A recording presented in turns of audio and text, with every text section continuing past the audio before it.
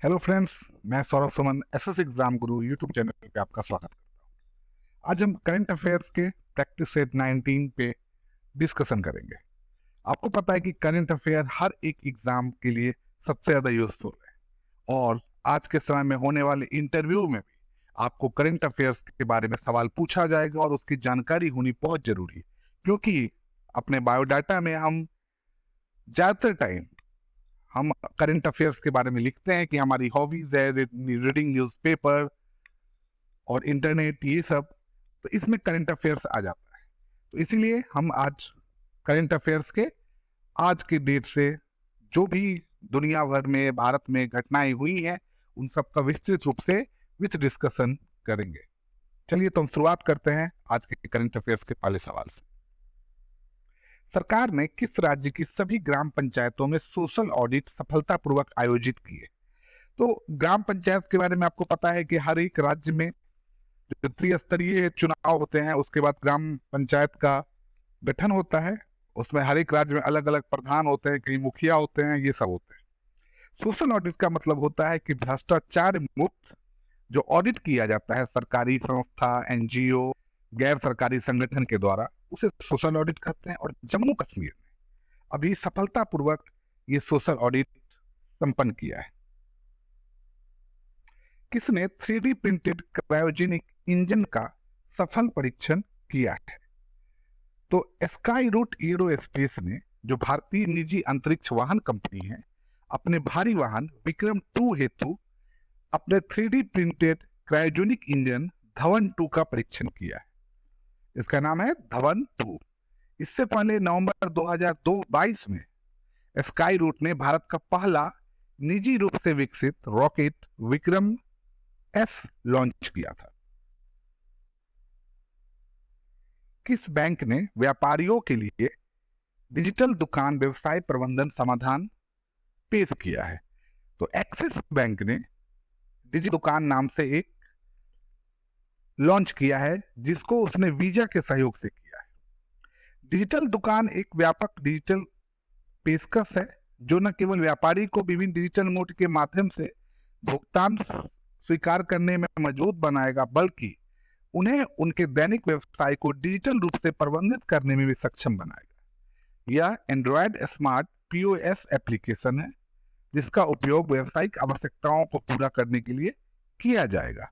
तो इसको axis bank ने पेश किया है। किस शहर ने में अपनी सड़कों पर ई स्कूटर चलाने पर प्रतिबंध लगाया? तो पेरिस के लोगों ने, फ्रांस की राजधानी पेरिस में जनमत संग्रह हुआ था और वहां पे शहर की सड़कों पर किराए पर मिलने वाले ई स्कूटर पर रोक लगाने के पक्ष में लोगों ने मतदान किया है। 1 सितंबर 2023 तक बैटरी से चलने वाले रेंटल स्कूटर को पूरी तरह से हटा दिया जाएगा। इसी साल सितंबर में पेरिस को रेंटल ई स्कूटर देने वाली 3 कंपनी के कॉन्ट्रैक्ट खत्म हो रहे हैं। आपको पता होना चाहिए कि पेरिस की सड़कों पर फिलहाल 15,000 ई स्कूटर दौड़ रहे हैं और इसके प्रमुख कारण है कि ई स्कूटर से दुर्घटनाएं बहुत हो रही हैं, ट्रैफिक के लिए खतरा है, इससे ट्रैफिक के नियम की धज्जी भी उड़ रही है। इसीलिए फ्रांस की राजधानी पेरिस ने ये स्कूटर को बैन लगा दिया है। कौन सा देश अमेरिका से हेल फायर मिसाइल और फिर MK-54 टॉर्पीडो खरीदेगा? तो जो इंडिया और अमेरिका की आर्म्स डील हुई है उसी में भारत जल्द ही अमेरिका के साथ इस हथियार सौदे पर हस्ताक्षर करने जा रहा है, जिसके बाद समुद्र में भारत की ताकत में जबरदस्त इजाफा होगा। जो मार्क 24 है यह पनडुब्बी रोधी टॉर्पीडो है और ये सब हथियार भारत के नौसेना में जल्द ही शामिल हो जाएंगे। किस देश ने बड़े निवेश को आकर्षित करने के लिए गोल्डन लाइसेंस लॉन्च किया है? तो बड़े पैमाने पर निवेश परियोजनाओं को आकर्षित करने के लिए बहरीन ने गोल्डन लाइसेंस लॉन्च किया है। बहरीन ने एक नई पहल गोल्डन लाइसेंस शुरू करके निवेश और रोजगार सृजन को प्रोत्साहित करने की दिशा में एक महत्वपूर्ण कदम के रूप में उठाया है। कौन सा आईआईटी युवा 20 परामर्श की मेजबानी करेगा? तो आईआईटी कानपुर भारत के G20 की अध्यक्षता के तहत युवा 20 परामर्श की मेजबानी करेगा। भारत की प्रधान तकनीकी संस्थाओं में से एक आईआईटी कानपुर 5 से 6 अप्रैल 2023 को भारत की G20 अध्यक्षता के तहत यूथ 20 परामर्श को आयोजित करेगा। किस देश ने नया ऑफिक 13 जासूसी सैटेलाइट अंतरिक्ष में लॉन्च किया है? तो 5 अप्रैल 2023 को इजराइल ने अपना नया जासूसी सैटेलाइट ऑफिक 13 को ऑर्बिट में उतारा है। यह सैटेलाइट इजरायली सेना और खुफिया एजेंसी को उन्नत क्षमता और खुफिया क्षमताओं से समृद्ध करेगा। किस राज्य के मिर्ची चावल को जीआई टैग मिला है? तो बिहार के पश्चिम चंपारण जिले में स्थानीय रूप से पाए जाने वाले चावल मिर्ची को यह टैग मिला है। यह इसको मरचा के भी नाम से जाना जाता है और यह काली मिर्च की तरह दिखाई देता है। इसे स्थानीय स्तर पर मरचैया, मारीचे आदि भी नाम से पुकारा जाता है।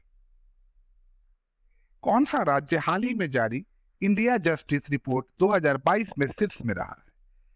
तो जी न्याय के वितरण के मामले में राज्यों के प्रदर्शन का मूल्यांकन करने वाली रिपोर्ट इंडिया जस्टिस रिपोर्ट 2022 में कर्नाटक ने 1 करोड़ से अधिक आबादी वाले 18 बड़े और मध्यम आकार के राज्यों में शीर्ष स्थान हासिल किया है। चीन ने किस भारतीय राज्य में 11 स्थानों के नाम बदलने की घोषणा की है? तो आपको बता दें कि भारत और चीन का लद्दाख के अलावा अरुणाचल प्रदेश को लेकर सदैव विरोधाभास की स्थिति रहती है। भारत का अभिन्न अंग अरुणाचल प्रदेश को चीन अपना पार्ट बताता आ रहा है, लेकिन भारत ने हर एक मोर्चे पर इस मामले में पटकनी दी है। तो अभी हाल फिलहाल में चीन ने नाम बदलने की घोषणा की है। तो अरुणाचल प्रदेश के कुछ जगहों का नाम 11 स्थानों के नाम उसने बदलने की घोषणा की है, जिससे भारत ने अंतर्राष्ट्रीय स्तर से लेके हर एक मंच पर विरोध जताया है और अमेरिका ने भी भारत का पुरजोर समर्थन किया है। फ्रांस ने हाल ही में बास्टिल डे परेड में किसे आमंत्रित किया है? तो बास्टिल डे जो परेड होता है यह 14 जुलाई 1789 को सैन्य किले और जेल के रूप में मशहूर बैस्टिल के पतन का प्रतीक है, जब गुस्साई भीड़ ने उस पर धावा बोला था और यह फ्रांसीसी क्रांति की शुरुआत का संकेत था। तो इसके लिए भारत के प्रधानमंत्री नरेंद्र मोदी जी को फ्रांस ने आमंत्रित किया है। किस देश में इलेक्ट्रॉनिक वोटिंग मशीन के बिना मतपत्रों का उपयोग करके आम चुनाव होंगे, जिसे हम लोग बैलेट पेपर बोलते हैं? जो आपको याद होगा कि भारत में पहले बैलेट पेपर से चुनाव होते थे, जो बहुत ही पेचीदा और बहुत ही समय लेने वाला था। उसी तर्ज पर बांग्लादेश में फिर से ईवीएम मशीन की जगह पे बैलेट पेपर से चुनाव होगा। विश्व बैंक ने फाइनेंशियल ईयर 2024 मतलब 24 में भारत की जीडीपी वृद्धि दर कितने प्रतिशत रहने का अनुमान लगाया? तो 6.3% की वृद्धि दर जीडीपी में रहने का अनुमान विश्व बैंक ने लगाया है। अनुमानित टीबी मामलों के लिए खुद का मॉडल विकसित करने वाला दुनिया का पहला देश कौन बना है? तो दुनिया का पहला देश अनुमानित टीबी मामलों के खुद का मॉडल विकसित करने वाला भारत बना है। भारत देश में तपेदिक जिसको बोला जाता है टीबी के बोझ का अनुमान लगाने के लिए दुनिया का यह पहला देश बना है और इसके लिए देश स्तरीय गणितीय मॉडल लॉन्च किया गया है। किसने हाल ही में लुआनचारी पहनकर अफ्रीका में माउंट किलिमंजारो को फतह किया है? तो सबसे पहले जानिए, लुआनचरी एक पारंपरिक गट्टी पोशाक है जिसे भारत की ई शर्मा ने दक्षिण अफ्रीका के माउंट किलिमंजारो में चढ़ाई करके फतह किया है। जिग्मे नामग्याल वांगचुक 3 दिवसीय भारत की यात्रा पर आए हैं और वो किस देश के हैं? तो भूटान के राजा जिग्मे खेसर नामग्याल वांगचुक मंगलवार 4 अप्रैल को भारत के प्रधानमंत्री नरेंद्र मोदी से मुलाकात कर रहे हैं और वो राष्ट्रपति द्रौपदी मुर्मू के न्योते पर भारत के 3 दिन के आधिकारिक दौरे पर सोमवार 3 अप्रैल को भारत पहुंचे हैं। किस राज्य की विश्व प्रसिद्ध बसोहट्टी पेंटिंग को जीआई टैग मिला? तो जम्मू कश्मीर के कठुआ जिले की विश्व प्रसिद्ध बसोहाली पेंटिंग को जीआई टैग मिला है। यह नाबार्ड की ओर से मंजूरी देने के बाद उपलब्धि हासिल हुई है और यह एक जम्मू कश्मीर के लिए बहुत ही गौरवमयी क्षण।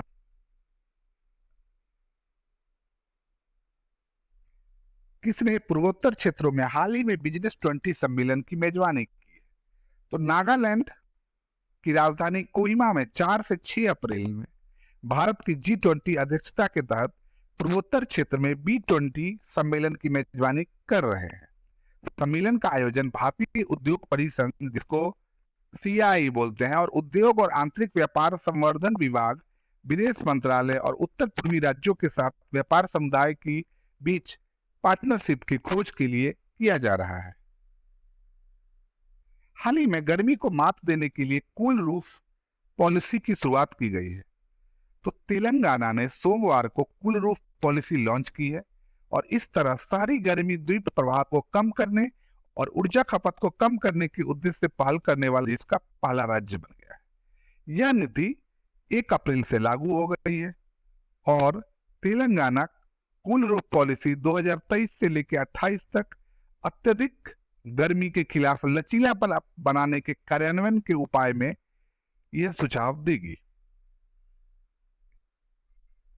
हाल ही में किसने अपना पहला ऑस्ट्रेलियाई ग्रैंड प्रिक्स 2023 जीता है?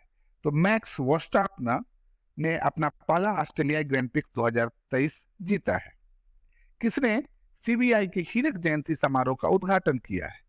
तो प्रधानमंत्री नरेंद्र मोदी ने नई दिल्ली के विज्ञान भवन में CBI के हीरक जयंती समारोह का उद्घाटन किया है। CBI की स्थापना 1 अप्रैल 1963 को भारत सरकार के गृह मंत्रालय के प्रस्ताव के द्वारा की गई थी। नौसेना के नए उप प्रमुख कौन बने हैं? तो वाइस एडमिरल संजय जसजीत सिंह, रक्षा अकादमी जो पुणे के स्नातक हैं, इन्होंने 1986 में भारतीय नौसेना की कार्यकारी शाखा में अपनी ज्वाइनिंग दी थी। अपने 37 वर्ष के कैरियर में उन्होंने नौसेना के जहाजों की अधिकांश वर्ग में सेवाएं देने के साथ साथ बहुत सारी नियुक्तियों पर भी काम किया है और वर्ष 2009 में उन्हें नौसेना पदक और वर्ष 2020 में अति विशिष्ट सेवा पदक से सम्मानित किया जा चुका है। तो नौसेना के नए उप प्रमुख संजय जसजीत सिंह बने हैं। भारत श्रीलंका का 10वां द्विपक्षीय समुद्री अभ्यास स्लिंग्स 2023 हाल ही में कहां शुरू हुआ है? तो इसका 10वां संस्करण जो 3 अप्रैल से शुरू हो चुका है, उसे कोलंबो में आयोजित किया जा रहा है। यह अभ्यास चरण 2 चरणों में होगा। पहला 3 से 5 अप्रैल तक हार्बर फेज, जिसे बंदरगाह चरण कहते हैं, और 6 से 8 अप्रैल 2023 तक सी फेज, जिसे समुद्री चरण कहते हैं, उसमें आयोजित किया जा रहा है। हिंदू फोबिया की निंदा करने वाला पहला अमेरिकी राज्य कौन सा बना है? तो अमेरिका का जॉर्जिया राज्य के असेंबली में हिंदू फोबिया की आलोचना करने वाला का एक प्रस्ताव पेश किया है, जिसमें असेंबली में हिंदू फोबिया और हिंदू विरोधी कट्टरता के खिलाफ कदम उठाने की बात कही गई है। किस कंपनी ने कराईकल पोर्ट का अधिग्रहण किया है? तो 1485 करोड़ के ठेका पे Adani ports and special economic zone limited ने पुडुचेरी के में स्थित कराईकल पोर्ट प्राइवेट लिमिटेड का अधिग्रहण किया है। यह अगले 2 वर्ष में प्रॉफिटेबिलिटी में सुधार के साथ साथ वैल्यू एडिंग डील बनने की बात के साथ इस पोर्ट का अधिग्रहण किया गया है। किस देश ने नए संविधान पर जनमत संग्रह कराया है? तो उज्बेकिस्तान ने अपने नए संविधान पे अपने देश के नागरिकों के सामने जनमत संग्रह करवाया है। RBI के नए कार्यकारी निर्देशक के रूप में हाल ही में किसे नियुक्त किया गया है? तो RBI के नए कार्यकारी निदेशक के रूप में नीरज निगम जी को नियुक्त किया गया है। वो एक साथ 4 विभाग RBI न्यू एग्जीक्यूटिव डायरेक्टर 2023 के रूप में नियुक्त किए जा रहे हैं। वो 4 विभाग को संभालने वाले हैं। किस राज्य सरकार ने 3 नए मेडिकल कॉलेज स्थापित करने के प्रस्ताव को मंजूरी दी है? तो राजस्थान के प्रतापगढ़, जालौर और राजस्थान में आयोजित एक कार्यक्रम में राजस्थान के मुख्यमंत्री अशोक गहलोत जी ने रविवार को 3 नए मेडिकल कॉलेज स्थापित करने के प्रस्ताव को मंजूरी देने की बात कही है। किसके द्वारा लिखित पुस्तक courting India, England, Mughal India and the origins of empire का विमोचन किया है? तो नंदिनी दास द्वारा लिखी गई इस बुक का विमोचन किया गया है। वो लिवरपूल विश्वविद्यालय की अंग्रेजी साहित्य की एक अध्यापिका है। विमानन और वैकल्पिक ईंधन पर तीसरे ICAO सम्मेलन की मेजबानी किसने की है? तो जनरल सिविल एविएशन अथॉरिटी द्वारा प्रतिनिधित्व किए गए यूएई संयुक्त अरब अमीरात में विमानन और वैकल्पिक ईंधन पर आईसीएओ सम्मेलन के तीसरे संस्करण की मेजबानी के लिए बोली जीतते हुए इसकी मेजबानी की बात कही। किस अंतरिक्ष एजेंसी के वैज्ञानिकों को सूर्य पर एक विशाल काला ग्रह क्षेत्र मिला है? तो नासा, अमेरिकी स्पेस एजेंसी नासा के वैज्ञानिकों ने सूरज पर एक बड़ा काले रंग का इलाका देखा है जो हमारी पृथ्वी से 20 गुना बड़ा होने की बात कही गई है। रिपोर्ट के अनुसार तापमान वृद्धि में योगदान के मामले में कौन सा देश शीर्ष पर है? 1850 से वैश्विक तापमान में हुई वृद्धि के लिहाज से देखा जाए तो इसका सबसे ज्यादा जिम्मेवार देश अमेरिका है। भारत को इस रिसर्च में 5वें स्थान पर रखा गया है। भारत और फिलीपींस के बीच चौथी रक्षा सहयोग की बैठक कहाँ आयोजित हुई है? तो भारत और फिलीपींस के बीच चौथी संयुक्त रक्षा सहयोग समिति की बैठक शुक्रवार को नई दिल्ली में आयोजित हुई, जिसमें दोनों देश के बीच द्विपक्षीय रक्षा सहयोग की समीक्षा, संबंध को और विस्तार देने की तरीका पे चर्चा की गई। भारत की तरफ से भारतीय प्रतिनिधित्व मंडल की अगुवाई अमिताभ प्रसाद ने किया, जबकि फिलीपींस की तरफ से उनके सहायक सचिव, अंतर्राष्ट्रीय मामलों के सहायक सचिव पाब्लो एम लोरेंजो ने इस बैठक की अगुवाई की। किस राज्य के मुख्यमंत्री ने हाल ही में महाराजा वीर विक्रम की प्रतिमा का आयोजन किया है? तो त्रिपुरा के ग्राम समृद्धि योजना और प्रोजेक्ट मिशन के साथ ही Tripura governor Satyadev Narayan Arya, chief minister Biplab देव के साथ यह महाराजा वीर विक्रम सिंह जी की प्रतिमा का अनावरण किया गया है। राष्ट्रीय लॉजिस्टिक पोर्टल समुद्री का सागर सेतु ऐप कहां लॉन्च किया गया है? तो केंद्र सरकार ने शिपिंग लाइन शुल्क, परिवहन शुल्क, आयात और निर्यात की निकासी प्रक्रिया और आवश्यक भुगतानों के लिए डिजिटल लेन देन को सक्षम बनाने के लिए सागर सेतु मोबाइल ऐप लॉन्च किया है। केंद्रीय मंत्री सर्बानंद सोनोवाल ने इस कार्यक्रम की अगुवाई की और इस ऐप को लॉन्च किया है। आपको इसी तरह हमारे चैनल पे लगातार करंट अफेयर्स का प्रैक्टिस सेट मिलता रहेगा। आप लगातार इससे जुड़े रहें और पेपर की तैयारी, कॉम्पिटिटिव एग्जाम्स, इंटरव्यू की तैयारी बहुत अच्छे से करते रहें। हम आपके साथ लगातार जुड़ते रहेंगे, आपके लिए करंट अफेयर्स का नए नए प्रैक्टिस सेट लेके आते रहेंगे। तो इसी तरह आप हमारे साथ जुड़े रहें और हमारे चैनल को लाइक एंड सब्सक्राइब करते रहें। आपका बहुत बहुत धन्यवाद।